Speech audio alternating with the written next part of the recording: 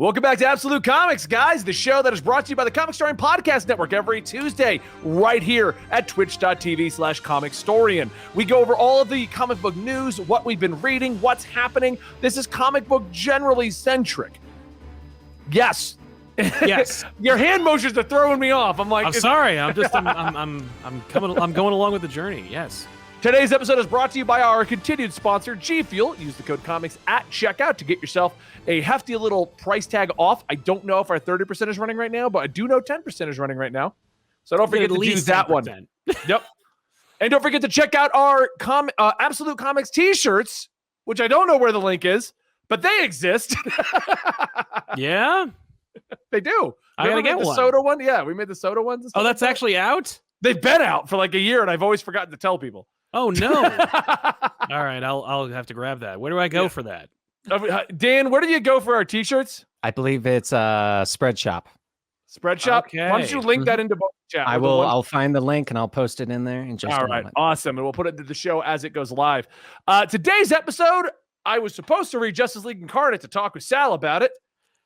But that's okay. I didn't. The art is just rough, man. It's a lot going on every panel. Let me clarify what my problem is. This is very true. Yes, it's not that the art is bad. I want to clarify that because a lot of people hear me say the art and they go, oh, Benny hates the art. No, I think the art's fine. It's just got a lot happening in every panel. Yes, it is so dense. Every single panel has so much going on. It's very true. And it's important to the story. Like, that's what it's supposed to be. But yes, here's the thing. If you're used to like reading comic books that were made in the last like 5-10 years, Justice League Incarnate is going to be like, what is happening? Well, it'll be like reading Reckoning War. Like Reckoning War and Justice League Incarnate are hand in hand of books that feel like they are made by the titans that made the comics that informed the creators of today. Dan Slott is channeling Mark Gruenwald with Fantastic Four, and Josh Williamson is channeling Marv Wolfman with Justice League Incarnate. And it's like, that's kind of cool. But like, if you don't know that, if you're like new, or if you're just like used to reading your regular decompressed comic books of today, it's really jarring. Yeah. Well, that's what I wanted to talk about because even though I haven't finished Incarnate yet, so we can talk more about it directly on next Tuesday's show. Yeah. It's funny because there's so much text in this, so much happening in every panel. Mm-hmm. That this is 2 issues of this will probably take me like a 15-20 minute video to explain. No doubt. On the flip side, I just released a Miles Morales 3-issue spread today. It barely broke 8 minutes. Yeah. Because it's mostly like one-off quips and then pages of art and then it moves on. Right. And it's simplistic art, which I love, but it's still simple in comparison. I'm looking at a panel right now. Oh, yeah. Like let me pull up one of the most busiest panels. Like look at this. So like this panel right here. Yes. There's just so much happening, but it's all important. Yeah, yeah. Like, and it's, that's a whole like, look at this. Mm-hmm.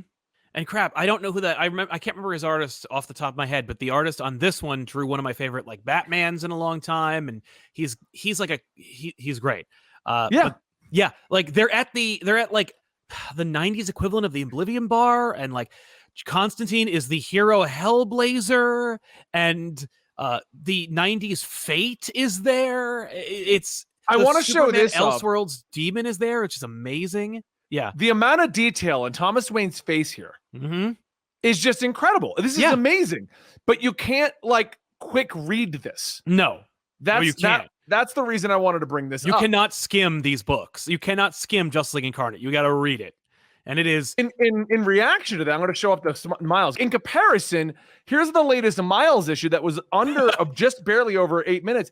Yeah. Like they're so simple backgrounds and it works. The faces are great. The characters look great. The designs look great. Right. Like but it's full page splashes. It's mostly sweeping vistas. Look at how many panels of look at how many speech balloons there are on this panel. On this full page, I count 4. Yeah. No, you're not wrong. I mean, this is literally it.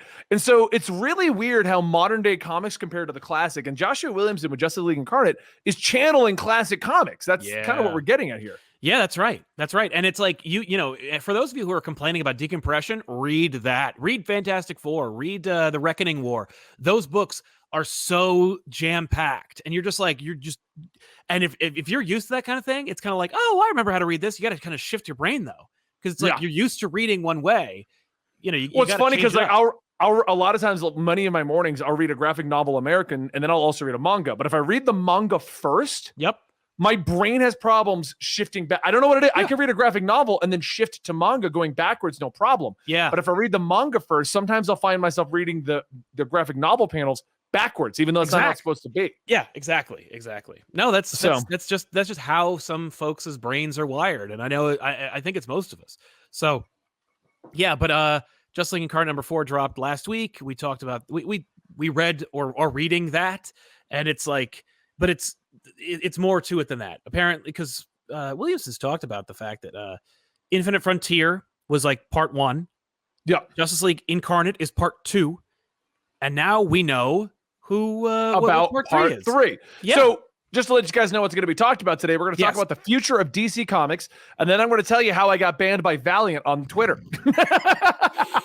I can't wait. Before we move into this DC one, based on when I'm releasing my video today and everyone in the chat, how do you feel about that new Miles costume that was just in that book sale? Oh, I hate it. I like the idea of him getting a costume that looks different from Peter. So it doesn't look like it's just Peter in a black suit. I like that. Right. I am on the fence about this costume. Yeah. Like the hoodie look, okay, but why is he pulling the hoodie up over the where is this design choice? It is ugly, and I think it is only made so that it can be a costume you can download on the video game. Like, I genuinely and honestly believe that the costume was invented so that it could be a downloadable costume for the video game. And it's just because you play the Miles Morales video game, right? And you're like, man, I hope there's costumes, but Miles isn't that old, and he's only had like 3 costumes. So what are they going to do? And they still have like a dozen costumes. And what are they? Most of them are made up for the game. And it's like, I can imagine Marvel being kind of pissed about that, being like, how dare they make up their own suits? Like, we should be the ones to have 1,000 suits for Miles. And it's like, Miles if it ain't broke, don't fix it. Yeah. It's really interesting. And it's funny with the hoodie, because I'm a hoodie guy. I like wear hoodies everywhere. I love hoodies. You're wearing a hoodie right now. I collect hoodies. I like hoodies. Yeah. But there's something about the bargain bin superhero look. Yeah. Batgirl at Burnside did a very similar thing, and it took a little while for that look to grow on me. Yeah. That I'm not a huge fan of, like, I can go to Walmart and buy this costume. Like it's a cosplay friendly suit. That's exactly what the Batgirl Burnside is, and that's what this Miles suit is. But if that's the case, if you really, I mean, like, if it's not, if you want to take my tinfoil hat off and be like, no, it has nothing to do with video game synergy, then just use the Into the Spider-Verse suit, because that suit is fire. That suit is the definitive Miles suit. Like, I love the Ultimate suit. Like, I love the classic Miles Morales, which is 1-to-1 from the comics into the video game. It's a great suit. Yeah. But that Into the Spider-Verse suit, when you're playing the game, that's the one you pick. And that's the one that's amazing. And it's like, and it's not in the comics. Make that canon. You're not wrong. All right. So this red suit, I hate it. I just want to get your opinion on that, because I don't think you and I have really talked about No, Miles. we've never talked about it. Well, I don't really read the Miles book very much, so it's really good. I hear Amazing Spider-Man's kind of been up and down. Miles has stayed consistent ever since Ahmed Saladin got on. I think that's his name. Saladin Ahmed. Yeah. Since he got on board, it's been solid the whole way through. I would recommend picking that up at issue 1 and going all the way through. It also resolves the Ultimatum situation, also resolves a lot of the Ultimate Universe stuff. A lot of stuff happens in there, and you're going to be like, what the hell? How did I miss? Because they don't promote it. They don't. I don't hear much about it at all. The Assessor is in that, and that's handled over there. They handle the Ultimate Universe stuff over here. There's so much stuff that is Marvel world building that is in this book that they're just like, but Miles is over here, and you don't need to read that. You kind of do. It's really good. That's funny. Okay. Until he gets in the new suit. It's kind of gone in a weird direction ever since that changed over. That will happen, yeah. But it's the same writer. Yeah. Oh, that's a shame. He had a Clone Saga sale. I heard that. I didn't. It was good, though. It was good. All right. Because it went 4 issues. That's respectable. It went 4 issues, and it was like, oh, man, how are they going to it's over. Oh, okay, good. Cool. Okay. I'll bet that was like an editorial thing. They're like, you can do it, but it's got to be short. It's going to be over. Okay. So can I do a 3-year Clone Saga? No. And can we also bring in Ben Reilly and all those guys? I want to talk about 2-month Clone Saga. Are you keeping up with Spider-Man Beyond? Because I want to talk about that for 2 seconds. I am reading Spider-Man Beyond. I just finished catching all the way up. Okay. I dropped off at like 84, so I had 5 issues to read. Yes, you did. 4 or 5. Yeah. I love that they finally acknowledged his period as Jackal and that he doesn't remember it. Right. Makes a lot of sense. It does, because the way he was acting was like, we're going to pretend We're just going to ignore it. Yeah. We're going to ignore that and Vegas. I love that it's now a plot point that has been pulled out of his head. Yeah. I like that too, because I would rather. But I love that we're not just straight ignoring it. We're just going to make it so that he doesn't know what happened. Exactly. Like, no, it happened and everyone else remembers, but Ben doesn't. And that's why he's basically the 90s Ben Reilly again. Yeah. And I love the Goblin Queen when they were promoting that. I was like, this is going to be a bullshit villain that doesn't matter. Mm-hmm. I like that it's his first villain. That's like it's true. related to him. Yeah. Yeah. That's interesting. I never thought about it that way. I mean, he's had his own villains. Like he's had like Trainer Doc Ock. He's had the Raptor. Like he's had a couple of villains. But I'm saying like the Spider-Man Beyond era. Yes. This is like his first villain. Yeah, and I like that Beyond created it too. Like Beyond made him and his villain, which is kind of fun. I'm wondering where it's going to go because we already know we're going back to Peter soon. So I'm really hoping Ben Reilly is just going to get his own series after this and kind of right. And it's going to be like all Peter. Like it's going to be a big like Peter will not be able to like lean on Ben for anything in this. In the new series. I want us to talk about that real fast because the Ben Reilly thing that's happening. Yeah, we're getting to this Justice League thing. Do not worry, guys. Yeah. The reason I want to bring this up is I feel like this is exactly what you and I said they should do. Mm-hmm. So how many times did they come out with the Spider-Man spin-off book? Yeah, right. But they don't do anything with it. Right. They they wait 2 years to launch a Superior Spider-Man book, and they're like, who cares anymore? Yeah. Yeah. Basically, in our previous conversation, we were like, Superior Spider-Man made a whole bunch of new fans that like Ock as Spider-Man, and they don't kill him at the end. So why don't you just continue Superior Spider-Man, relaunch Amazing Spider-Man? Then you have 2 Spider-Man books for 2 completely different audiences. And what instead happened was Marvel just canceled Superior Spider-Man, replaced it with Amazing Spider-Man, and then 2 years later realized there was an audience for Superior Spider-Man. But by that point, that audience was only the vocal minority, and so they didn't have the sales to justify the book. That's what they should be doing now. Like with Ben had better have a book after this. He does. It's a limited though. It's a limited though, and it's DeMatteis, by the way. Check it out. But like it's a flashback book. But what I feel like is happening is this is perfect. If they do this properly, when this ends, the Ben Reilly book will either be continued or a new series will launch, and they just keep following Ben's adventures. Yes. That is what they should do. But why do I feel like Marvel is going to bring back Peter, and in 2 years we're going to hear about Spider-Man Beyond's return? Because you live and breathe, my friend. Because you live and breathe. That's why. I mean, like if they this were is perfect. This is perfect. I'm a fan of the new Ben. If you spin him off now, I am on it. Right. That's the thing. Because Peter is Peter. He's his Spider-Man. It's very different from Ben's. You move Ben away. You set him up with Janine. You maybe like have him dealing with the fallout of the Beyond Corporation, whatever you need to do, but move him away and make him his own Spider-Man and have that be the book. It's what they should have done at the end of the Clone Saga. Instead of murdering Ben, which I was okay with back then, instead you spin it off. You just have like, because they had that for a little while. There was like Sensational Spider-Man and then Amazing Spider-Man, and people were on board. Like they generated fans of Ben as a result, and like they've done it again. They've made new fans of Ben Reilly where they couldn't before. And all they have to do, because they have like 3 people writing Spider-Man Beyond. That's true. Get one of them to keep writing it. Yep. That is all you need to do at this point, and you will have 2 Spider-Man books that are selling. Yeah. Hell, they could call the book Spider-Man Beyond, and it's Spider-Man Beyond #1, and it stars Ben Reilly, and it's like maybe he and like the his assistant are the only ones left of the Beyond Corporation, and it's Ben being a corporate guy. Like he's Spider-Man TM, like, and that's your book. I don't know. I think there's room for that. I mean, like the reality is at DC, there's room for 9 Batman books every month.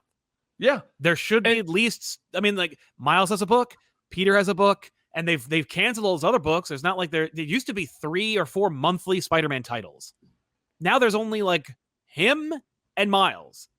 And what I'm hoping is that we get Ben, and then we've already got the announcement of $20.99 returning. Yeah. 4 Spider-Man books, all separate storylines. Yeah, that would be the dream. Not crossover weird storylines. Nope. Not just Peter Parker at different situations. Yeah. But just give me 4 separate Spider-Men. And then you can even have 2 Peter books. Because right now we got Savage and regular. That's right. That's right. I love that we gave shit because Nonstop got put on hold and ended. And oh no, it just went to Savage. That's all it did. Is that what happened? Yeah, it's Savage. I looked into it. I was going to read Savage because he turns into like a monster. And I'm like, it's like picking up where Nonstop left off. And if you look at the logo, it's Savage plastered on top of Nonstop. Oh, that's funny. Okay. Yeah. If you look, this is oh the my Savage God, I cover. see it. Yeah. As soon as I say it, you can see it. And so I'm like, where did this start? And I was like, wait, that says Nonstop. I don't think the book stopped. And they just changed the name over. They just changed the name. That's amazing. All right, cool. So I don't know if you've read this one yet. I haven't yet either. No, I haven't, but I didn't now I gotta finish. Go finish Nonstop. Yeah, I didn't finish Nonstop, so I gotta go back and read the rest of it. Yeah. That's cool. So I just thought that was a cool little footnote there. That's really funny. And very subtle. They didn't say anything about it. No, it's why are you not talking about Nonstop continuing into Savage and like it just go? Why do they constantly need to make number ones? Just make Manga has proved you could just keep going. Yeah, Marvel doesn't know the difference. Marvel doesn't understand. Don't. You know what blows my mind about that? Yeah. They do know the difference. You know what released today? Deadpool Samurai. Deadpool the manga. That's what it is. Oh yeah, they know that manga sells, but they don't know how to leverage the like any manga business practices into the Western market, which I understand because also like it's not one-to-one, but like it could be if anyone was making effort to try. Like no one culturally, reader-wise, creator-wise, publisher-wise is trying to at least meet it halfway. Everyone's just like either no or we need to do it. Like it's right. Yeah, it's a real problem. Devil D Ham in our chat here says, "Oh, they tend to have a beginning, middle, and end." You're right. Nonstop is the beginning. Savage is the middle. Yeah. Then we have an end. Yeah. You don't even have to kill or anything. You just that adventure for Spider-Man is over. Right. And well, and when you look at like the most successful mangas of all time, some of them had an end and then like they couldn't end because they made too much money. Yeah. Oh, you yeah. know? All right. Dragon Ball never ends. Even though the creator constantly is like, I don't want to do this anymore. I don't want to do this anymore. Fine. He fights something stronger. Yeah. Right? Like Naruto, how long has that friggin' thing been going? Well, they just made kids and they just kept going. Oh, there you go. See? But they do get old. So. All right. So let's move on to the topic you found today. Since you've looked more into this, Sal, why don't you tell me about this? Oh, I sure. guess. Yeah. So Joshua Williamson and Dennis Culver are writing Just Like Incarnate. If you have been paying attention to anything that Williamson's talking about promoting Infinite Frontier, everybody was like, Infinite Frontier, what's that? And he kept trying to tell everybody and nobody was like listening. So Infinite Frontier was like the new status quo for DC, but it wasn't really a status quo. It was actually a story. And that story was basically like a love letter to Multiversity and Grant Morrison. And it was also part one. It's like when Infinite Frontier ended, the miniseries, people were like, where is this going? What is this? Well, it wasn't really a full, complete story. It was actually part one of a multi-part epic that was going to culminate into what Williamson was teasing as like one of the biggest things we've ever done. And that thing has now been announced because after it went from Infinite Frontier, it went to Just Like Incarnate, which continued the story like pretty much directly after that.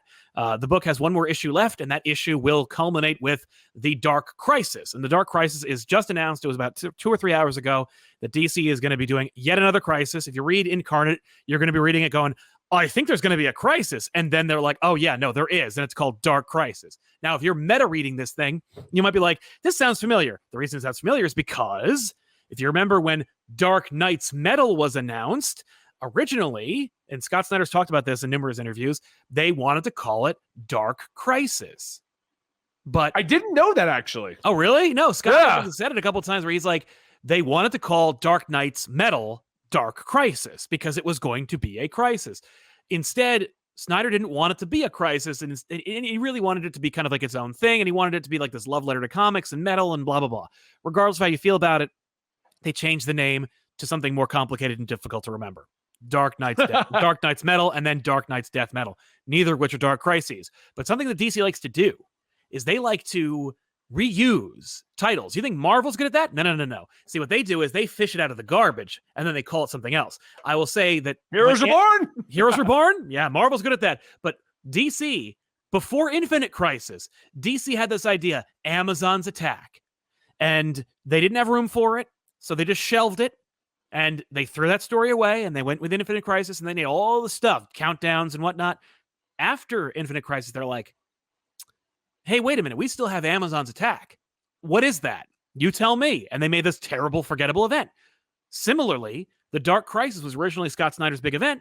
Now we're going to keep that name and put it on this big event. I like this idea because ever since Death Metal, it has felt, because 5G didn't go where they wanted it to. They didn't do anything. It has felt like we needed a true crisis, a true reset at DC again. Yeah, and what's funny is Death Metal, spoilers for Death Metal, but like the whole world is destroyed. Like, why did they not do a traditional crisis right then? Instead, they're like, and we're back to where we were. Literally where we were right before this was over. Like, really? So now we're getting a full-on crisis. And more importantly, this crisis is written by somebody who, if you read Justice League Incarnate, cares? Yeah. Yeah. Well, I think I'm on board this, but not about crises. I think the problem is right now is DC is pretty much down to Joshua Williamson as like your title, well-known writer. I'm not trying to discount anybody else. I enjoy a lot of the work. He's the elder statesman of the bullpen. Yeah. Like, he's the guy that they go to when they're like, and that, oh, right, something happened 25 years ago. Josh, what was that? Like, that's... But what I feel like we're at a point where they need something. Like, there is no hype for DC right now. No, when we've talked about that, we had a whole episode dedicated to it, but there's no hype for DC. There's no hype for really comic books right now outside of, although Image is selling outrageously well, but there's no one's talking about it. No one's going to midnight releases. I mean, obviously, but like nobody's going to midnight releases. Nobody's talking about like pre-ordering like this crazy new thing. It's just we're in this kind of holding pattern, and Infinite Frontier is very much setting up the blueprints, the DNA for a dark crisis. Yeah, Justice League 75 is the first issue after Bendis, because Bendis is leaving the book. Yay. And and Williams. Don't tell me you don't like his work on Justice League, are you? Surprisingly enough, I'm not the big fan. I love Bendis. I don't love Bendis at DC, except for Batman Universe. But like, Justice League is going in another direction because it has to. And in that issue, the Justice League is going to die. And that paves the way for the Dark Crisis. Now, of course, if you're reading Incarnate, you know it doesn't really matter because the team of Incarnate, none of them, except for the Flash, is part of Earth Zero or Earth One. Earth Zero, Earth Prime. And it's not the Barry Allen you think it is, because Barry is on the other side of the crack. But in any case, Dark Crisis, that's the big thing. And so we're going to go from Justice League Incarnate to this road to the Dark Crisis. It's one issue. We're getting a Dark Crisis number 0, which is coming out on Free Comic Book Day, which will be your introduction to what Dark Crisis is going to be. And you're getting Justice League number 75 that's killing the Justice League, or at the very least taking them off the table for them to set up the Dark Crisis. Now, the Dark Crisis is connected to the big bombshell fallout of what happened in Incarnate. Now, what happened in Incarnate? If you read Incarnate number 4 and you were like, what the hell's happening? You're not alone. A lot of people are confused. And thankfully, Chris Arendt over at Newsarama, I believe, wrote a whole thing basically explaining what happened in Incarnate number 4. But the short and dirty version is, you know how like short and dirty. What happened is, you know how like Perpetua was the biggest, baddest thing in the multiverse? Well, right. There's another bigger, badder thing in the multiverse. Sounds like we're going to Dragon Ball Z territory here. We're Dragon Ball Zing it up. We're going to be like, okay, so Perpetua was the big thing that created the multiverse. Well, there's something bigger and scarier than her, and it's called the Great Darkness. And the Great Darkness has been involved in every single crisis since the beginning. And that the Great Darkness has actually been behind every crisis and some of your greatest villains. The secret villain of 52, Extant from 0 Hour, the Anti-Monitor, the anti-life creature of Cosmic Odyssey, and Magog of Kingdom Come are the 5 fingers of the Great Darkness. Now, if you're like, the Great Darkness sounds familiar, it's because there was a book called The Great Darkness Saga, which was a Legion of Superhero story. It's all connected, and that's what Williamson was doing with Incarnate, was connecting basically every single DC Comics crisis into one massive event. Like Darkseid's whole motivation for Final Crisis, actually, it turns out he was doing all that to take control of the Great Darkness. And Darkseid is involved in Incarnate, and his whole thing is he's going to beat the Great Darkness and bend it to his will and force it to do what he wants. Because the Great Darkness wants to get to a time when there was nothing. Perpetua created multiverses. Well, the Great Darkness wants nothing. Right. I like this image here that they put up for this. Yeah. Because we got Batman and Dick over here. We got the Justice Society. We got all like pivotal moments, basically. Every era of the modern DC pantheon is represented in this image. We have everything from like Blue Beetle and Booster Gold all the way over to Wallace West, Simon Baz, and Jessica Cruz. Exactly. Duke, the Signal's there. Everybody is represented. This is a promo image called DC Legacy from Daniel Samper and Alejandro Sanchez. I assume it's related, although I have no idea what it's trying to say. I mean, down here is your Justice League show. That's the show. This is the showcast that Scott Snyder put into a book. Yes, basically, that's true. Every time I see Hawk Girl, it's like, oh wait, that's the show. That's the show. Yeah, yeah, that's true. But yeah, so we're going to see like how the DC universe reacts. What's interesting is Incarnate is very much like a multiversity sequel. So if you read Incarnate, I need to sit down and focus. I need to sit down with a nice glass of whiskey. I need to like a nice chill lo-fi and read it. Because I tried to like skim read it like I normally do. Right. And I wasn't getting it. Like I wasn't following it. And so that's my problem. No, it's right. So many different players, Dragon Man and President Superman, Thomas Wayne, who is a Flashpoint Batman, but not from the universe, from either The Button or Flashpoint. Or the City of Bane. They don't know what version he is. He's a major player of the story. There's a lot of, but none of them can reach Barry, who is trapped on the other side of the crack in the multiverse. And by the way, it gets silly, like it has them already. The crack in the multiverse that's caused all this trouble. You can collect these cracks. So these characters are going across the multiverse, going to different worlds, collecting crack. They're grabbing cracks left and right. And it turns out that the thing is, you can't just grab cracks. You got to use the crack. Just like, call it something else, man. It's fun. But it's a fun, silly romp that then becomes like a super serious, like, oh no, because Darkseid wants to manipulate and control the Great Darkness. And if we saw from Cosmic Odyssey, he tried to beat the anti-life creature and he couldn't do it. And that was one finger of the Great Darkness. So, it's a lot of, there's a lot there, but you can navigate, especially if you read the article. Since it's so important, I will read it before next week because like I said, I need to sit down.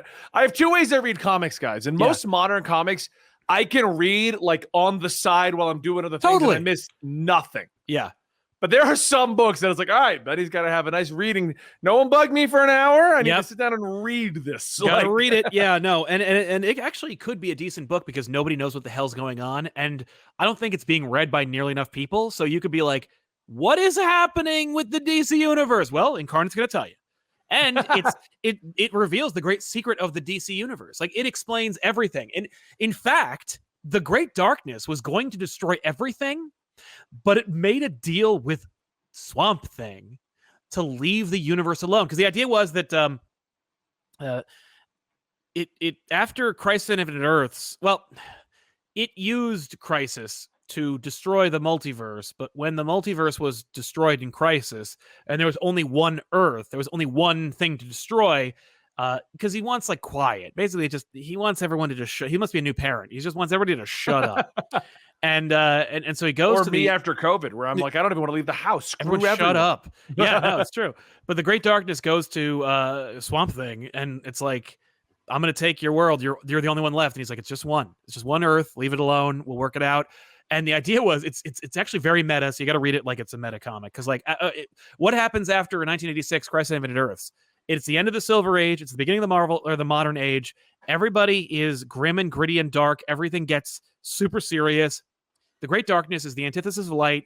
It hates joy and life and love.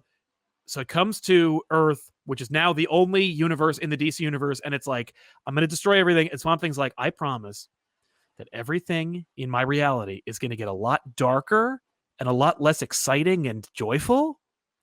And so it'll appease you.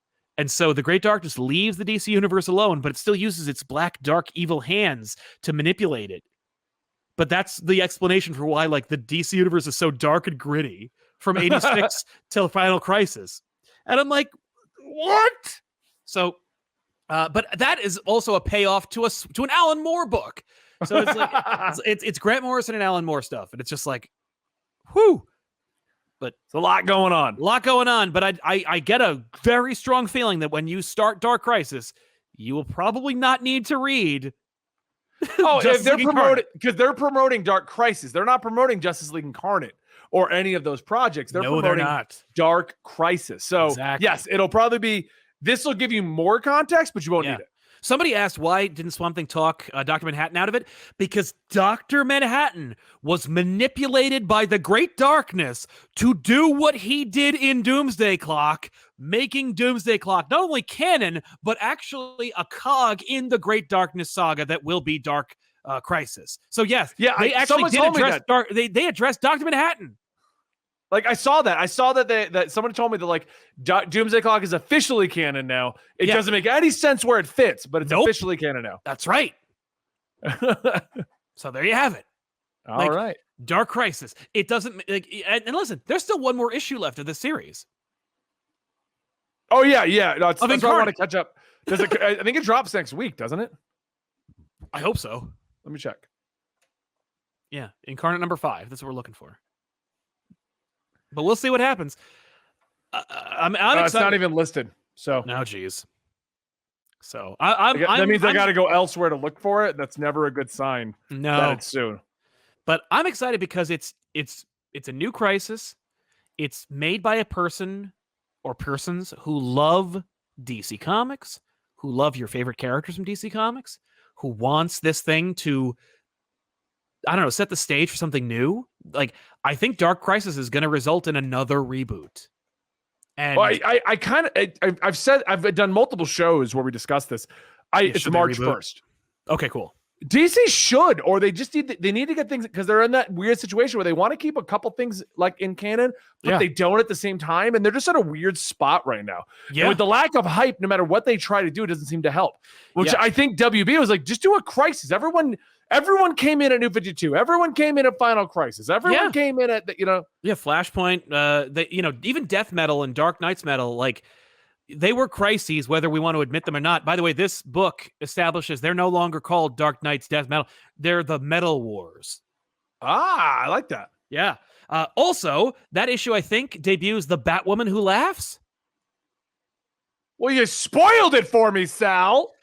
She doesn't matter, but she's in there, and I love it because her origin is just great. Okay. And by the way, I hate Batman Who Laughs, and I just thought, like, when Batwoman Who Laughs shows up, I'm like, what is even happening in this book? I like Batman Who Laughs, but I do feel like they just need to let him go away. That's what everybody says. When she shows up, they're like, we just got rid of him. And now he's a woman. Sorry, it was issue 3. Excuse me. Oh, I relinquished my channel. You can have it now. So in any case, it's a lot of fun. By the way, like, yeah, it's fun. It's silly. It's also very meta, and not like meta the way Grant Morrison makes it meta, where, like, it's more like, if you know how things have been going at DC, and you know, like, the nonsense that's been going into, like, DC for the last 25 years, it's like, come on, like, that's kind of fun. Yeah. It's very silly and very weird. But by the way, this is free. Just tossing this out there. If you decide to reboot with Dark Crisis, Benny, I want to know, what should they do? Dark Crisis happens. The universe is rebooted. What should they do with a Dark Crisis reboot with the new DC universe in 2023? I say start from scratch. Start it over. Start it all over. Like, Dick Grayson's 10 years old. Yeah. Batman's new. Go back to the beginning. Go back to the beginning. You can retell. You want to know why I say this? And I have a reason. Yeah. Batman: The Adventure Continues, if you've not been reading it, is a continuation of the animated series. Yes. And in this continuation, they've retold stories such as Under the Red Hood. And the new origin for Red Hood is better because now they've got time to look at it and say what works. Yeah. Oh, you mean the no android? No, there's no android. Mm-hmm. Yeah. There's no Mr. Freeze subplot. That's okay. What I'm saying is hard reboot. I would say hard reboot because the problem is every time we hard reboot, we don't hard reboot. Even New 52, there was no hard reboot. They didn't, but yeah. We still had Nightwing and Red Hood and all these other guys. It was like a hard reboot up to a point. Yeah. I'm saying just straight up do it all over again. Start from the beginning. Give us a fresh take on everything. And let Dick Grayson be Robin for like 3 years. Yeah. And then introduce Jason.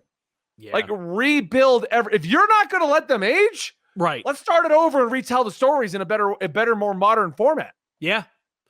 Yeah. That's not a bad idea. My thing was, you keep the multiverse, but like there's a subplot in Incarnate where the multiverse is sick of Earth Prime. They're like, every time that like Superman sneezes, my reality gets rebooted, or like my wife dies or comes back to life and I'm remarried or something. Like there's a lot of nonsense that happens to us and we don't have anything to do with it. Some of us don't even know, like some of us only were involved in like Convergence and nobody wants to talk about Convergence. So like, what the hell? And man, Telos should have been one of the fingers. Anyway, I guess Brainiac, but anyway, so I think if you're going to reboot, if you're going to Dark Crisis, I think the reboot should be the multiverse is shunted into another reality and Earth Prime is robbed of its ability to traverse the multiverse. So it's like you're on your own. So it's like a return to the post-crisis continuity of like, there is no multiverse. As far as Earth Prime is concerned, there is no multiverse. And except for one other Earth. And feel free to come up with something else, but I'm calling it the ultimate DC universe. Oh, you're saying just do two, where we can have a fresh reboot, but we also have the one that's going to pick up kind of where we are. Yes. And just throw out the bathwater of bullshit. Yes. That like... I'm on board with that. Yeah. Like the DC universe continues where it was. John's a teenager. Damien's alive. There's a Black Wally West. Like all that stuff is still here. Duke still exists. And that's going this way. And it's like, that's DC. And there's another universe over here. And it's a hard start. Batman is 22. So basically, the idea that I had, but you want to have it parallel to let's keep going with what we have. Exactly. I would enjoy that because I'm a fan of Red Hood. Which, by the way, side note, we're not going to talk about it, but Task Force Z finally explained all of its little weirdness. I know. It's good. She liked that issue. She was like, "Hey, Task Force Z, this is good." I'm like, "Oh." They actually explained what's going on, and it's not just a quick weird cash grab of zombies with Red Hood. So. No, which I mean, like that's how you get you, but also have it be a good story. It's a good idea. But 2 DC universe, and that would be kind of fun because it also harkens to the original. Wouldn't it also make sense where we have 8 Batman books? Yeah, 4 of them are Ultimate Batman, dude. Or like just anything. Like the thing is though, you need to have an architect of the Ultimate Universe for DC. Could be Bendis. I don't know. Like he was a good architect for the Ultimate Universe originally. If he doesn't have to worry about continuity, Bendis is incredible. It's right? when the problem with Bendis is in his older age of writing, he does one of two things. He either focuses on the wrong things, such as the car that Superman lifted in the first issue of his existence, or he ignores continuity in its entirety. Batman universe. When he gets to ignore continuity and do what he wants to do, he's incredible. He's a great writer. But when he's trying to pay attention to continuity, like his Superman run, he just focuses on the wrong thing. Agreed. No, like you read Batman Universe, like when does that take place? Who cares? It's great. But, he could write an issue maybe, or maybe he's just like an editor or something. But the point is you have the Ultimate Universe be like a hard, brand new universe. It starts from scratch. Architect.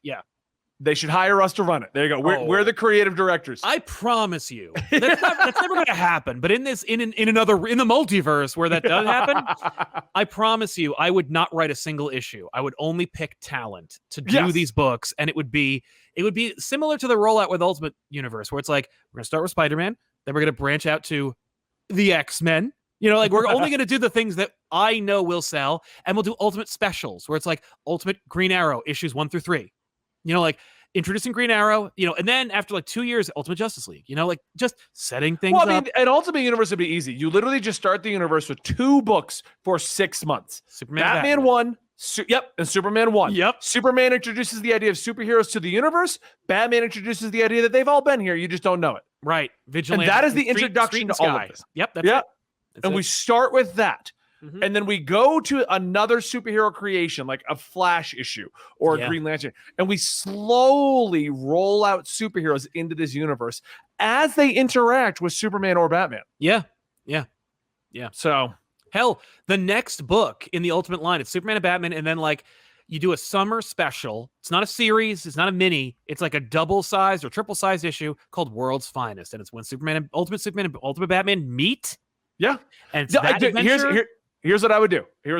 Batman 1 through 6 is just Batman. It's a Batman story. It's year 1 or something. Like he's not origin wise. We won't worry about that. No. Superman, same deal. Year 1 style. Yes. At the end of both of those, they meet a superhero. Let's say Batman meets the Flash and Superman meets Green Lantern. Okay. All right. We then do a third series. It's World's Finest, Mhm. where Superman and Batman team up with Green Lantern and Flash. Yeah. We then kick off Volume 1 of Flash and Volume 1 of Green Lantern. Right. Retelling their origins. Yes. Then you're going to go, where does that fit into the timeline? We end it with meeting Batman and meeting Superman, and you go, that's where it fits. Yes, it's just a flashback book that just explains to you where they were and how they met, how they established themselves up to their introduction. Yeah. And then World's Finest will be primarily a Batman Superman book, but a B subplot is now Flash and Green Lantern meeting up. Dude, World's Finest branches into its co-op book, its like team up book of them two. Like World's Finest could easily be the Marvel team up book where it's Batman and Superman mostly, and maybe like a backup story, like a 10-page backup story featuring the other heroes that we introduce in the book so far. And their team ups. Or maybe like after the first arc of Batman and Superman, World's Finest is Flash and Green Lantern, or Flash and Superman, or Green Lantern and Batman, or like, but it's team ups, and it's not Justice League because there is no Justice League book because you can buy Justice League over there, and it's got Simon Baz in it and like Arthur Curry. You know, I've got the idea though. So Batman and Superman solo, just great, a normal adventure, right? Yeah. They meet Flash and Green Lantern at the ending. We have the World's Finest book where they all have to team up for some minor bad guy, but they all have to team up to figure it out. It's more of a detective book. Okay. We then tell their origin stories. At the end of World's Finest, we get a threat. The Amazons are attacking, led by Queen Diana. There you go. So now the first way they're going to meet Wonder Woman is she's coming in and kicking everyone's ass. Right. You put her in a place of power immediately. You don't say it and then we see it. No, you show it. Dude. She comes in kicking Superman into a wall and Batman, Flash, and Green Lantern go, what the fuck? Like Ultimate Wonder Woman being the same origin, right? Like either her father's the god of war, or her father's Zeus, or her father's dirt, whatever it is. But you set it up, same thing, but instead of her being like, I'm going to go to man's world and make friends, it's like, I'm going to go to man's world and we're going to take it. Like, and then she meets men and she's like, oh, some of these people are actually not half bad. Maybe I've been wrong. And she softens her and she's like, I need to stay here to learn more about these people. And like, so it's about Wonder Woman retaining her like humanity, but also I even have an idea her as a for humanity. Yeah. Because my idea is that Batman starts off killing people. I'm going to say he straight up kills people because Ultimate Batman. I'll take that because it's Ultimate Batman. But here's why I'm going to say Ultimate Batman would kill people because that's how he's decided the only way to prevent things like his parents' death is to just remove the problem. Superman shows him the other way. Superman instills the code of no killing. I kind of like that. Here's the thing: it'd also be a fun homage to like Detective Comics, like to Batman's his original stories where he punches a scientist into a vat of acid and he's like a fitting end for his kind. Like I'm not shooting people, although he did in those books, but like I'm also not going to save them. You know, Yeah, like exactly. if they fall, let them fall. He's not gonna straight kill anyone, but he kicks them off. He's like Flashpoint Batman style, right? Where it's like, and bye, hope you survive. Like, right. I mean, so like, what listen, I'm saying is, but like he meets Superman, and then Superman refuses to fight Wonder Woman, stating there's a better way, and that shows Wonder Woman maybe because she assumes man just wants war, right? So we make her a villain at the beginning, but we quickly flip that on. Okay, you all go back, and I will stay here and see if this Superman is telling the truth. Right. If there is a better way. And this instills in Batman the idea that maybe there's a better way. And we get hopeful Superman that empowers the universe with, well, there is a better way. Yeah. Superman is like the inspiration of that universe. There you go. That's my first year of Ultimate, or 2 years. We'll even go 2 years. Let's stretch it out, you know? Yeah. Right. I'm willing to accept Batman murdering or at least like letting people die in the beginning of his career as a concession to get everything done. I still love the idea of Batman being like, I'm better than this. Like, but I also like the idea of Batman being like, maybe we're better than this because of him. Yeah. No, but I like this because someone in the chat's like, OG Batman used to be like that for 5 issues. You're right. And my OG Batman would be like that for 5 to 6 issues. Exactly. It wouldn't take long for Superman to prove to him there's a better way. Right. Or, it's like, maybe it's a Batman who thought he was alone. You know, like, I don't know, there's other heroes in here. And then he sees them and he's like, oh, maybe like, because if it's me against crime, like I have to kill people. Like, and that's why I want to start with Batman as Superman, because Batman thinks he's alone. And in Superman's story, he's going to reveal himself to the world. Yeah. And that's going to change Batman. Yeah. Yeah, and we don't do BVS where he's like, I've got to kill that son of a bitch. Oh, fucking aliens. I got to go kill him. I got to go kill him now. Yeah, exactly. And dude, like there's so much potential with the Ultimate DC universe where, you did those few books for the first year, right? Batman, Superman, World's Finest, you're introducing these characters. And like when someone has a killer pitch or Dennis Cowan wants to do something, you go, hey, do you have like a new idea for the question?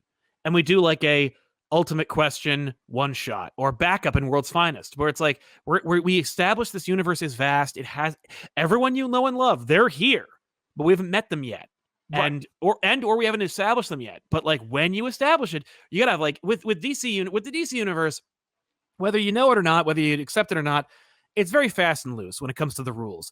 Yeah. When did the New 52 end? Like when did they establish that Superman was the rebirth Superman or the pre-crisis Superman? Like it's a lot of it's very messy with the Ultimate Universe. You got to go like it's a joke at this point. It's a trope, but like you got to be like dead means dead, but not necessarily dead means dead. You got to be like when you create something, you got to make sure you've got it like you got to like have like 16 editors working on 2 books where it's like everyone's just like when you make that decision sticks, or at the very least like you got to make that decision. And it's been thought of, it's been analyzed, it's been when you establish the question in the DC universe, what is their role? Who are they? Is it Renee Montoya to begin with? Like, you know what I mean? Like, what's the new ultimate version of the question and how do they impact this universe and what are we going to do with them? But like, don't just go, oh, by the way, like here's Kilowog, here's the spectrum of how many lanterns are there? That's going to be like a real hard conversation. And like, honestly, like I'd just probably go with the ultimate with Earth 1 Green Lantern because it's so freaking good. But like Earth 1 has failed. Like Earth 1 was supposed to kind of be the ultimate DC universe, but like it failed because they stopped doing it. They stopped doing it, and people love it. People love it, and it didn't connect. Like as much as I want it to, and as much as like the multiversity map says that it's its own planet with all this stuff, it doesn't connect. And it shouldn't because those books are cool and they come out like every 10 years. Let them be their own thing. The problem is it doesn't come out and it's in a graphic novel format and they do a terrible job of marketing it. Bingo. So like, don't do like, if you want to keep doing Earth 1, fine. But like Earth 1 is no longer the ultimate DC universe. This is. Let us make your ultimate DC universe. Yeah. And for those who are like saying the Batman fans will drop off the Batman book, they will not. My cliffhanger on the first issue would be Batman dropping someone off a cliff. You know what they did in Flashpoint? Batman dropped someone off a rooftop, and everyone read it to find out what was going on. If within 5 issues we're getting back to Batman, we'll be fine. If I go 5 years of Batman murdering, we might have a problem. Big time. Hell, you could have like a 1-to-1 of the Golden Age Batman, like knocking that one woman kidnapping, like murderous scientist into a vat of acid, right? And it's mostly he punched him and he fell over a banister. You could have that. But the rest of the time, when he like cavalierly lets people fall, Superman's been saving them the whole time.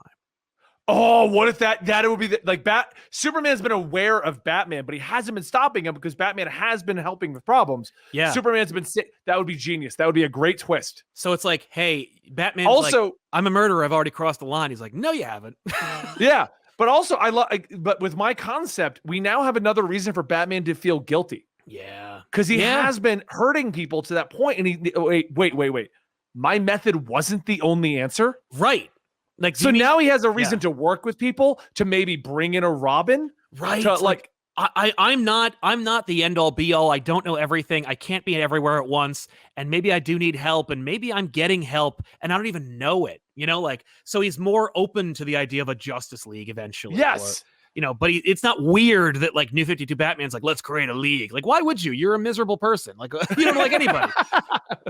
So yeah. And then moving forward after that, after we get through the initial arc and Wonder Woman's on this league and they decide to create a league. Yeah, then you start Justice League. But the league is started as a way to stop world-ending threats and to show Wonder Woman you don't need to conquer. Yeah. Then the Atlanteans attack. And that'd be amazing because then it's like Wonder Woman's like, no, I learned this lesson already, you know? Like, wait, I'll deal with him, you know, because I know I was here. I was you like a year ago. Yes, exactly. And she convinces Arthur to join them. Yeah. And then Arthur reflects on the fact that he's half from Earth and from the land. World, and the land and the sea. And he's like, you know, maybe you're right. Just because I have this power doesn't mean I should listen to everyone telling me what to do. Yeah. And then he turns on Orm. We got an Atlantis attack. We got our new league now. Everyone's in it. Yeah. Yeah. Yeah. And you could transition. You could either have World's Finest be, because World's Finest needs to be like your proto Justice League book. Yes. And then when you establish the new Justice League book, you hopefully sales are good, and World's Finest is just, it stars other people. It stars Justice League Unlimited style. Yeah. This book is now The Question, teaming up with Constantine, and you don't know why this is happening, but now you're seeing two characters that you're like that. That's what World's Finest should transition into. Yeah, and it's World's Finest number like 29, so you're already buying the book, and it's like, but you've already been, and it's been a refreshing concept of constantly rotating the cast, even if it's like only 4 or 5 characters, but different combinations thereof, and it's a natural coalescing into the Justice League book. And this is where in my pitch your idea would come into play. After we've established Wonder Woman and everything's moving forward, we have the Atlantis attacking. Now we do 3-issue one-off storylines. Green Arrow. Yeah. Like Cyborg. Yeah. We start introducing other characters, see who's super popular, who might do well. Yeah. You know, and if they don't do well, they get their spotlight in this universe. They exist. They exist. And if anybody else has a dynamite pitch in this universe that they want to do in a 3-issue mini, okay. Yeah. You know? I mean, we could even do obscure characters. Like, here's the Metal Men, or here's the Metal Men. Here's Constantine on his own 3-issue spinoff. Yeah. Here's what's her name? Trinity. We brought back Trinity. Like, no, it's true. The sky's the limit, and if you keep it trim and you have significant editorial oversight and a clear direction amongst that line, Dark Crisis could easily dovetail into the most like exciting time in DC's history for like the last 20 years, just by having like, and all the other stuff you like, it's right here in the main DC universe. DC is not going anywhere. You can do a shake up of the Justice League and have like Plastic Man be in charge or whatever you want to do. I don't care, but like it's all the same stuff. And it's so I'm just throwing it out there now. DC, if anybody at DC's watching, if anybody clips this, send it to DC. Sal and I are available. Oh yeah, I will put Comicstorian on hold to do this. This is true. No, I'm down. I mean, you know, my standard consulting fee is pretty reasonable. Yeah. We'll promote it. Reasonable. Yeah. No, we're not working for free. I'll say that right now. We're not. Or better yet, Jim Lee, since you're the only guy left at DC. If you hear that. Yeah, right. No, Ultimate Batwoman. Can you imagine?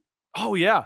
I mean, everybody, you just get them all wrapped in properly. And well, especially Ultimate Batwoman, because that's like over there. It's her own character. Maybe she's not even in Gotham or something, but like, she's not related. What if she isn't in Gotham? What if she isn't? Yeah. What if she's New York? What if she's Chicago? What if she's Texas? We'll put her in Houston, like they did with Scarlet Spider temporarily. Exactly. There's so much potential. I mean, like just having one Earthling Green Lantern for like for the line, the whole line, and then when you do introduce John, it's like a big deal. I would shake it up entirely. Yeah, let's start with Kyle, dude. And we discuss when we go to Green Lantern. We introduce Kyle as the Green Lantern. Yeah, only to discover John has been the Green Lantern the whole time. Oh, and John, God, he's just in space. He's been in space taking care of all the space crap, right? Because he knows of a Superman on Earth. Yeah. Kyle thinks he's this big superhero. Yeah. John's actually this badass who's been watching everybody. Yeah.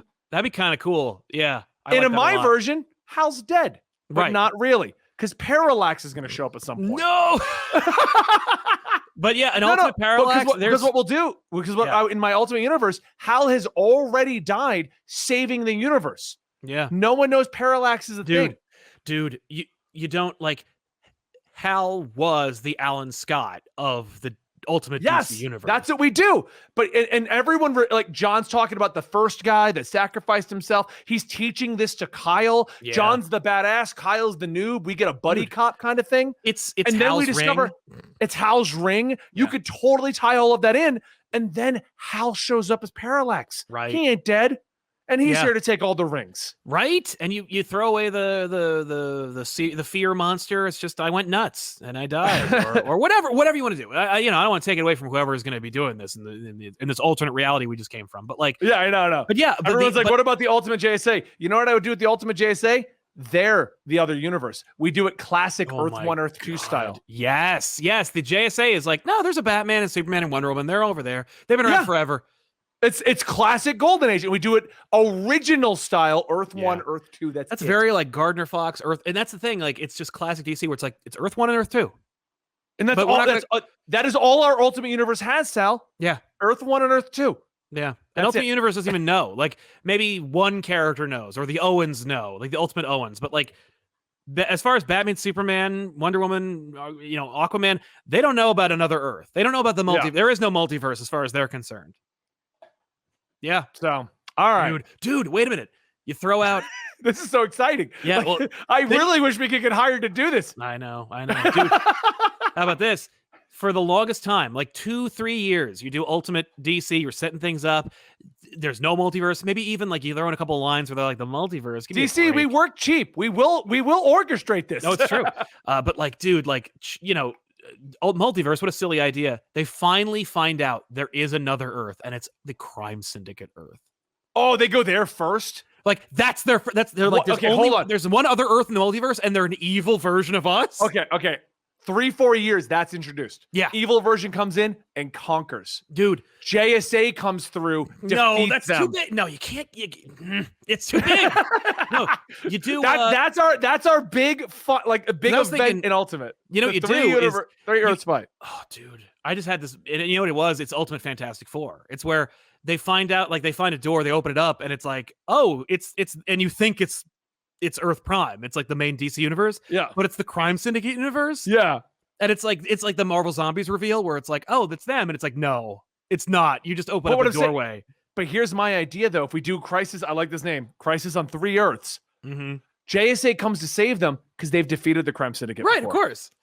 So well, our universe would be like, yeah, are you kidding me? They're new. Our universe is new. Yeah. JSA is old. Right. They have fought them multiple times. Well, sure. The JSA is the DC is the post-crisis, post-rebirth DC universe.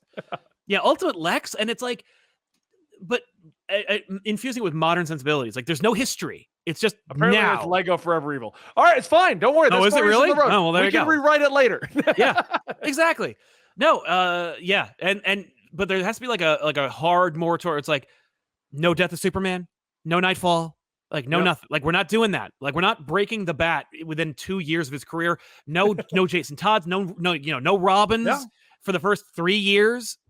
At least I would say that we would get to Dick Grayson. Yeah, but he has to be like 11 after the Amazon, and he would be 11. We'd start there. Yeah, and then here's what I would do, Sal. You know what? If you want to do Jason Todd as 11, Dick Grayson is 11. Yeah, we get 5 years into this Ultimate Universe, and we have some big bombastic finale. Yeah. But the Ultimate Universe doesn't end. We jump 10 years. Oh no. Now we can introduce a lot of other characters. That's true. We take Dick Grayson, we age him. He's Nightwing. Batman's getting older. Like we can move forward. Yeah, that's true. That's true. I'm very wary of time jumps, and the thing is, if this is a success, we'll get there eventually. Yeah. No, you're not wrong. But I do love the idea. We're getting crazy. We're getting crazy. Or a character, or the first time we introduce Flash is he's from the future. Like that could work. Like the first Flash we meet is Wally, and he's like, "You haven't met Barry yet, but you will." Ooh. Like you reverse impulse him, where Wally is Impulse, and he's like, "I'm from the future, and my Uncle Barry is going to be Flash," and it hasn't happened yet. And one day Barry is like dumped with chemicals or whatever, and he becomes Flash, and like Wally's like, "Gotta go."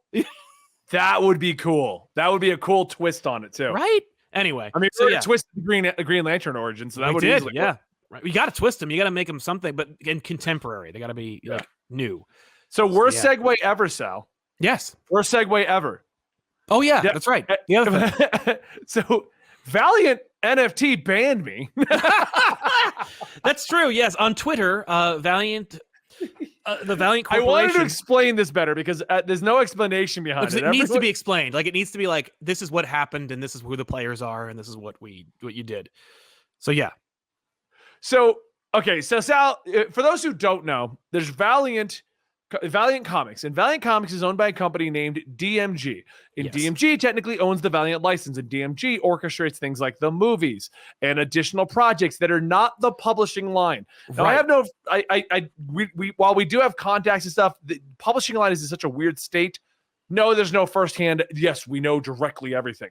No, but we do not have a contact at Valiant that's giving us this information. No, but if you look at what's going on, the publishing line is not cross-promoting with their NFT. So the NFT thing, and I have more evidence on this because, so Valiant, it started with, they made a Discord. Yes, Valiant, the company, created a Discord server, and it suggested that it was going to be a place to chat, like the Comicstorian Discord server, the Comic Pop Discord server, like a place where you chat about your favorite Valiant properties. Yes. So I joined it because being a fan of Valiant comic books and started seeing what's going on. And they weren't really doing much, but almost immediately, the one thing that they did do was start promoting an NFT. And this is when I realized they're separate entities, because the people I do know at Valiant are not over here in this Discord. Right. That's fair. Yeah. Yeah. I did not join the Discord, so I missed all that. Things started to seem weird when I realized, why aren't the people I know in the publishing line in this Discord? But whatever. Maybe this is just a marketing arm and they're going to promote the comics and talk about the comics. Exactly. So I'm in this Discord and all I'm getting is pings with, okay, so if you don't know how Discord is a chat server primarily used for video games that has been branching out exponentially recently. Yes. There's a way to do a thing called ping everyone, and everyone in your server gets pinged on their phone, on their computers, on any device they've connected to Discord with your message. Yep. And they started pinging these everyone pings. And that right off the bat will annoy me if I join your Discord. Most folk don't like it. We actually had to turn our I didn't even know it was on, but a bot came in and manipulated our @everyone option, so I had to go in there and remove it. The function, so nobody could do that. Because the idea is, if I own the Discord and now we have a new video coming out, I can ping everyone and say, like, here's a new video. Yes. And it happens, and very rarely every 2 days. It happens every other day. So it's not and at a reasonable time, not 2 a.m. Yeah. But yeah. And we don't even use ours for that because we made ours a public server. It's true. So I don't even @everyone with the videos at this point. Like we just let people chat and we never use the tag. Well, I do @here, which is which I think just pings the people in the chat room at that time. Yeah, that one does. So yeah. So I realized the Discord is weird, but I stayed in it out of respect for Valiant. Like I like Valiant, I like their comics. Well, and they're trying things. Like remember the Dinesh era when they first reached out to us, where they were like they're trying new things. They're really embracing the digital field. So like Valiant doing Discord is not an unheard of prospect. That makes it wasn't. And so I stuck it out, but I kept getting pings with everyone. And I can't look back at them now because what happens is I ended up leaving, but it was pings with, we're launching an NFT brand and we're going to have Punk Mambo as the NFT and the NFTs are coming and the drops are coming and blah, blah, blah. And so it was like every day or every other day that they were pinging at everyone. NFT drop coming. Get hyped about our NFT. And I'm just like, oh my God, is Valiant doing NFTs? I had made the connection that they weren't fully connected at this point. Sure. That this was a separate arm. Mm-hmm. So the one that made me drop was there was a ping from a mod.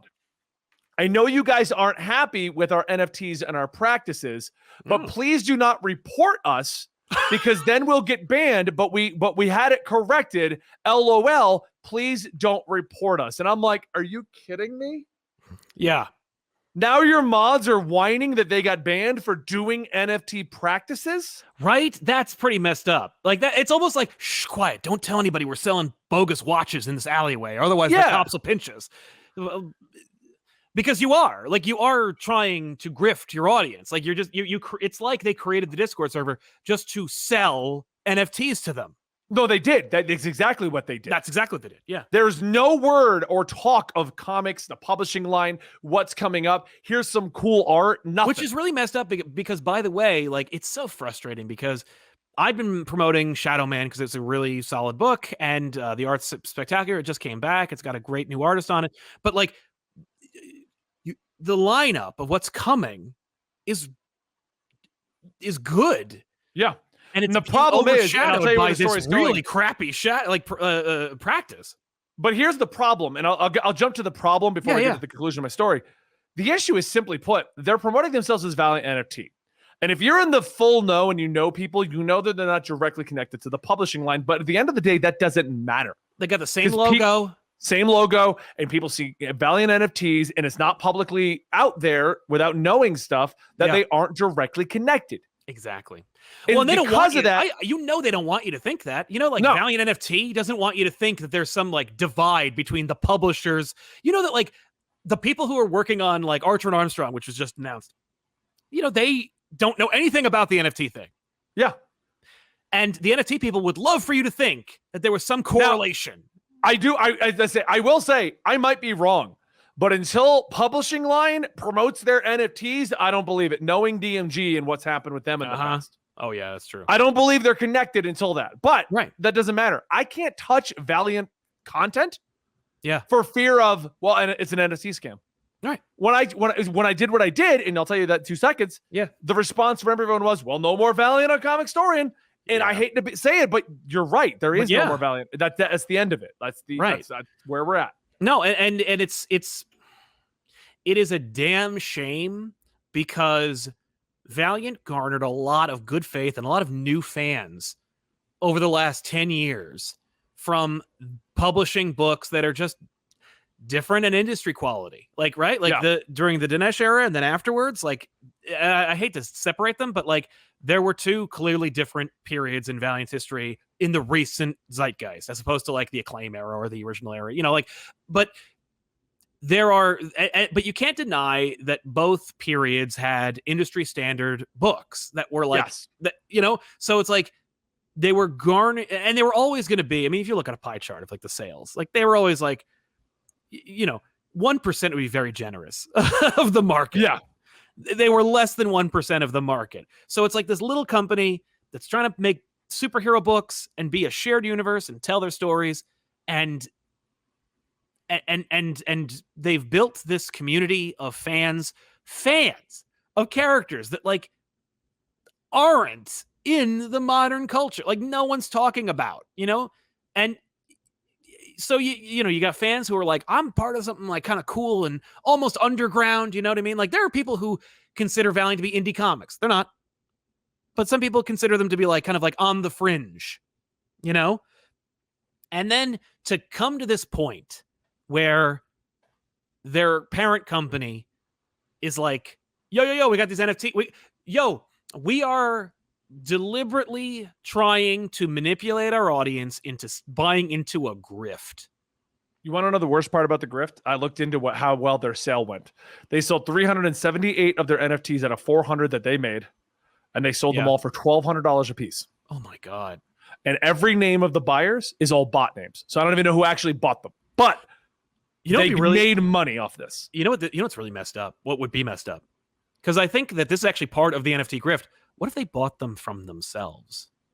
That is part of the grift to show that they're selling. So they may have done that. But like, because $1,200, I don't know a single Valiant fan who has $1,200 just drop on a friggin' on a crappy JPEG. They're catering to NFT bros. So anyway, so let me finish the story. Yeah, So please, yeah. I'm sorry. The Discord starts pinging everyone. They start complaining that everyone's banning them for being NFTs and doing practices. Yeah. So I leave the Discord, and that's the end of it. Like I'm done. You didn't go like, I'm leaving, and here's why. Like, you didn't do that thing, right? You just left. Unfollowed the Discord. That was the end of that. Yeah. I didn't barely spoke at it because they never talked about their comics. So I'm out. Yeah. That's the end of that.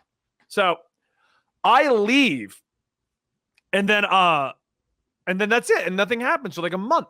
Yeah. And then I get this tweet. Now here's what's funny about the tweet. Yes. Valiant NFT's Twitter, which is like 2,000 followers or something like that. By the way, so there are two different Twitters.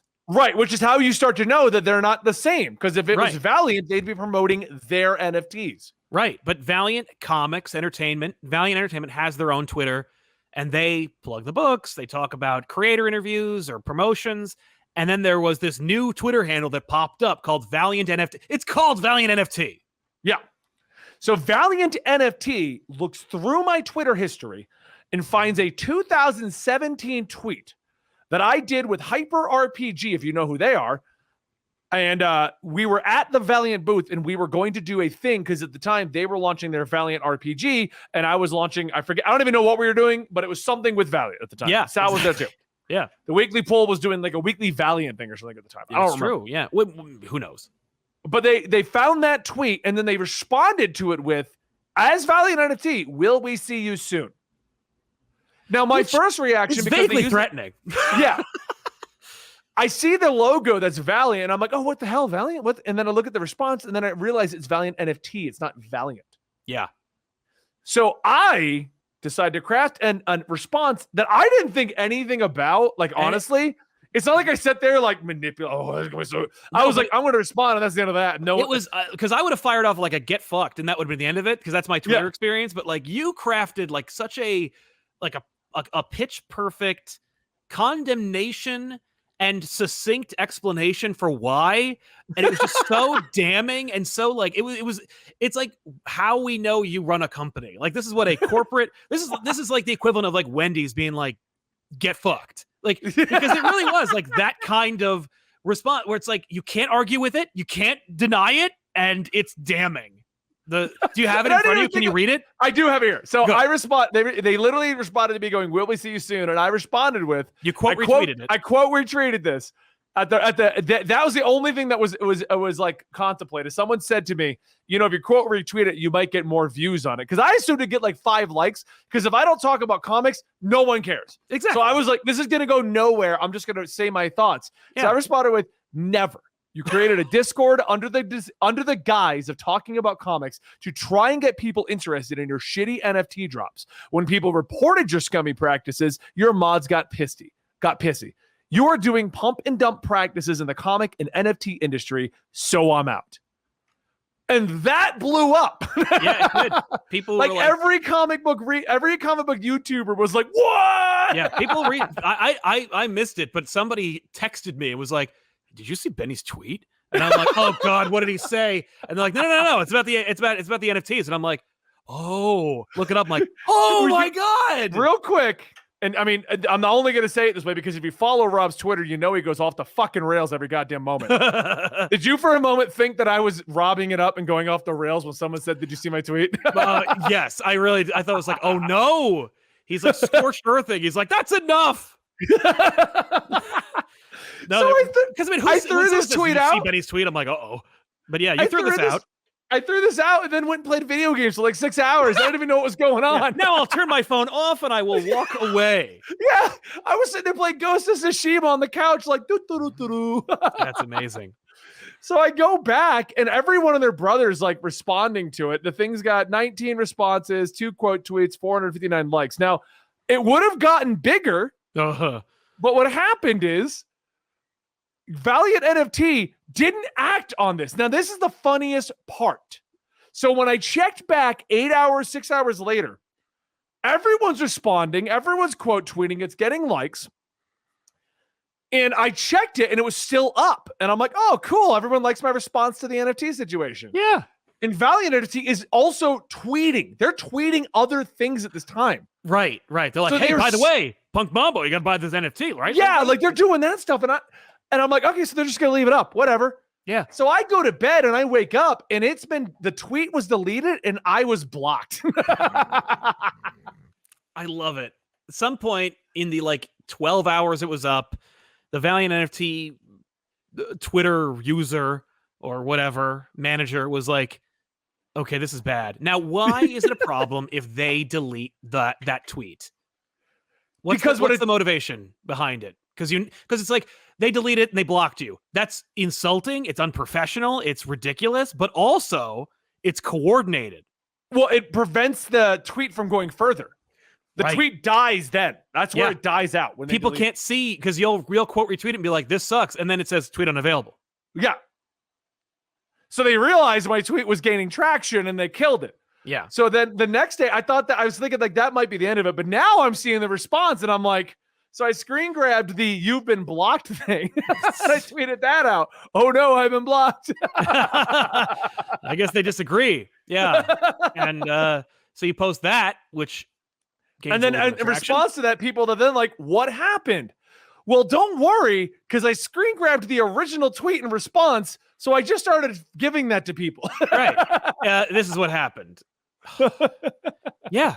It's amazing. But like you said, if they were a legit operation and NFTs are not a problem, why did they want to kill that tweet? They should have said that, any corporate doublespeak response would have been something like, we're so sorry you feel that way. I'd like to, we should hop on a call sometime and I can explain to you why NFTs are actually not so bad. Or like maybe. Or, you know what? Based on my initial tweet, why don't we DM you and discuss what happened on the Discord? Boom. But no, instead they're like, this can't stand because we only exist in this small hour. Like NFTs are an obvious grift, but they are also gaining traction and appealing to crypto bros, which are in and of themselves a flash in the pan as far as like culture is concerned. Eventually it's all going to implode. And the only reason to do NFTs is to make money in the short term. So we need to make sure that Valiant NFT, a Twitter handle that should never exist, does its job and damage to the brand right now. And if Comicstorian damages this right now, there's no time to recover. We got to get rid of this right now. We got to just move past, just put our heads down and steamroll through this so we can get our grift out to as many people as possible, make our money in the short term. And what does that even mean? Like, what is that trying to say? Like Valiant NFT, are you saying you're broke? Are you saying that you need money in the short term? Like, the fact that here's the big reason why I, at least in my theories, do not connect Valiant and Valiant NFT. Right. If this was truly a Valiant, DC did NFTs. They gave them away for free. They gave away for free at the DC. Marvel's doing NFTs in an app. Through another company. The big two are doing NFTs. Right. They're just not openly promoting it like Valiant was doing. Valiant did every grifter method of doing NFTs. Yeah. When there's probably a number of ways they could have legitimized and done it like the big two. Literally, they could have just copied the big two. They could have copied Marvel. But I honestly feel like it's just, because Marvel's doing it through another company. They're doing it through an intermediary. So as a result, it means that Marvel's taking a percentage of those NFT money and not getting the whole lion's share. With Valiant NFT, that suggests to me that they're like, no. We need to make the entire, we need the whole pie. Yeah. Because otherwise, what's the point of damaging our brand? Yeah. They don't care about their brand. DMG does not care about Valiant. They clearly don't. If DMG or the company that is involved behind the scenes at Valiant Entertainment greenlit this, approved it, allowed it to exist, it shows that they do not care about their brand. It doesn't care. They don't care about their what this does is when they were when Valiant went through that shakeup back in 2017 timeframe. Yeah. That you still could have questioned. Maybe they saw something we didn't. Right. As fans, we only see so much of a story. True. Maybe something's going wrong. But them, DMG doing the NFTs, that tells me they don't give a shit about Valiant. Right. They don't care. They want as much money as they can make in a heartbeat, however grifty way they're going to do it. Which is pretty depressing when you see the total disconnect in the culture between the two of them, right? Because one is trying to get books out and the other one's just trying to make money right now using the latest, hottest, most illegitimate method of grifting. And it's like, I don't know. Why do you own this company? Yeah. And it's like, I Just know why you sell own it. this Call company. it good. Sell it. Go away. Like, leave these people alone. Because like the people who make these comics, clearly they like making them. And they're not bad Cullen at it. Bunn's doing the new Shadow Man. Yeah. I really doubt he's even aware of what's happening. Right? Look at the creative team on the upcoming books that are coming out. These are legitimate current industry professionals who could take a job from DC, Marvel, or make their own thing. Hell, they could have made a deal with Substack and had their own friggin' entire, company. But instead, they're working at they're doing these jobs and they're writing these books. Like they don't know. They don't know. They're just doing what they do. And so it's like clearly what you're doing is you're just like I don't know. It's weird. It's weird. It's suspicious, and it sucks because it's this little company. It's trying to tell some comic book stories, and yet their bigger, their larger company is like, and it's like we did it only to get an established audience so we could steal from them. Like I know that's not how the publisher acts, but I mean the publisher should probably say something. But they can't because, what are you going to do? Oh, my parent company is actually a bunch of grifters and liars, and we're not anything like that. Oh, also, I'm fired. Yeah, exactly.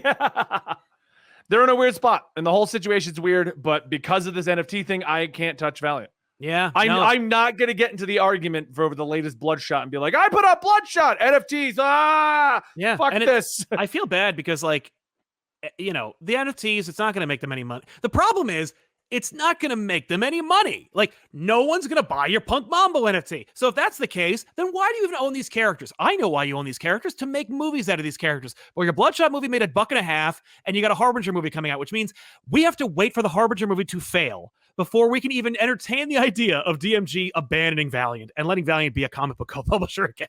Yeah. But all right, we're going to wrap up today's episode because at this point we're just going to rant about NFTs. And NFTs are a grift, and don't get involved with them. Yeah. We are Absolute Comics. We go over the comic book news, we talk about stuff going on, and today we decided to reinvent DC. Go us. Hey. My name is Benny. I run a channel known as Comicstorian. That is Sal from Comic Pop, and you can catch us right here every Tuesday at about 5 p.m. Eastern doing our show. Thank you guys so much for joining us. Don't forget to check out the YouTube channel, Absolute Comics. And if you want to see us talking more about movies and TV shows, go check us out over at Absolutely Marvel and DC. Thank you guys so much. We'll see you next time right here.